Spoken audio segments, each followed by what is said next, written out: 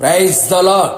సర్వ సృష్టికి ఆధారభూతుడైన క్రీస్తు యేసు పరిశుద్ధ నామమునకు సర్వ ఘనత, మహిమ, ప్రభావములు యుగయుగములు కలుగునుగాక. మీ అందరికీ కృప అత్యధికముగా కలుగునుగాక. ఈ దినపు యేసయ్య జీవపు మాట 22వ కీర్తన 10వ చరణం. నాకు ఆధారము నీవే.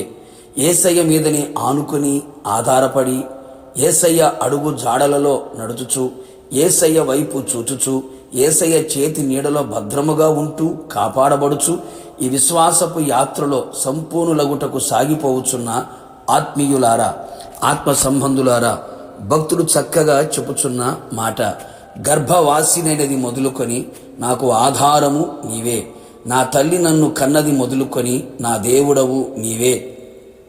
దావీదు గారు తన జీవితంలో ఎంతగానో ఆయన మీదనే ఆధారపడి బ్రతికెను. ఆయన మీదనే ఆధారపడి జీవించి మనకు మాదిరిగా నిలిచెను.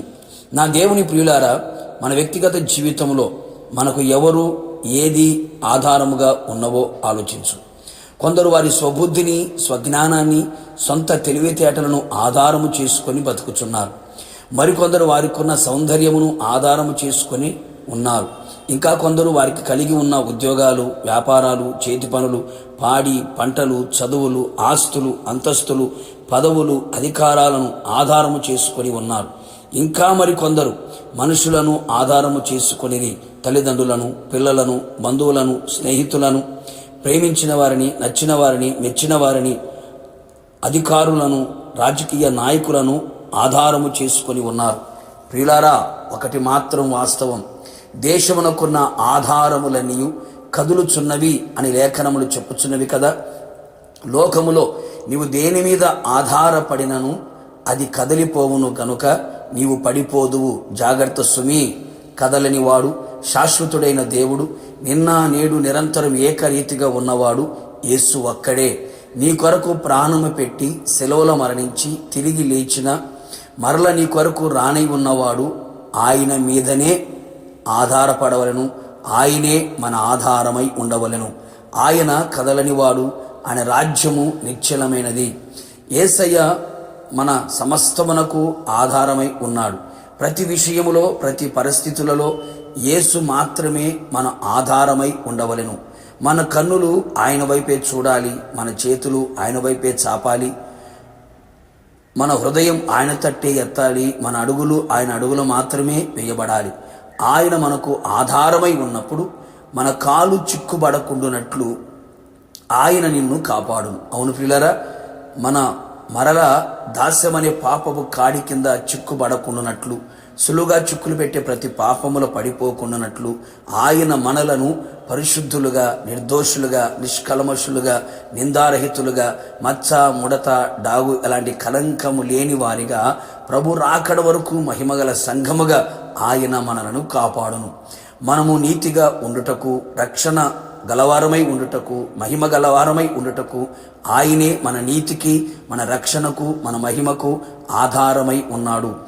ఆయన మనకు ఆధారముగా ఉంటే ఎలాంటి పరిస్థితులు వచ్చినను దేనికి భయపడనివ్వడు.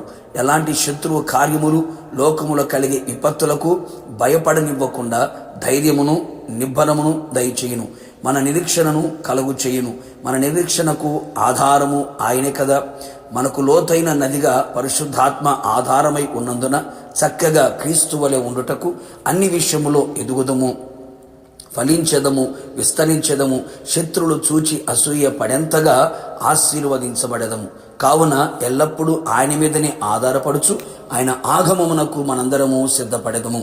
ప్రార్థన. కృపాసత్య సంపూర్ణుడైన యేసయ్య, నీ పరిశుద్ధమైన పాదములకి స్తుతి స్తోత్రములు.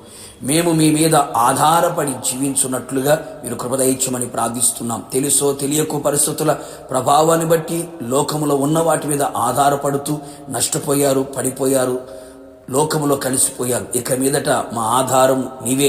మా కాలు చిక్కుబడకుండునట్లుగా మీరు మాకు ఆధారముగా ఉండండి. మా నిరీక్షణకు ఆధారముగాను, మా ధైర్యమునకు ఆధారముగాను, మా నీతికి, మహిమకు, ఘనతకు ఆధారముగాను, మేము ఎదుగుటకు, ఫలించుటకు, మీ వలె మారుటకు మాకు ఆధారముగా పరిశుద్ధాత్ముడా, త్రియేక దేవ, మీరు నిలిచి ఉండి మీరు రాకడ వరకు మమ్మల్ని నడిపించమని యేసు నామములో అడిగి పొందుకున్నాము తండ్రి. ఆమేన్. నిశ్చయముగా మీరును మీ కుటుంబ సభ్యులందరూ ఆయన మీదనే ఆధారపడి బ్రతుకుదురు గాక. God bless you.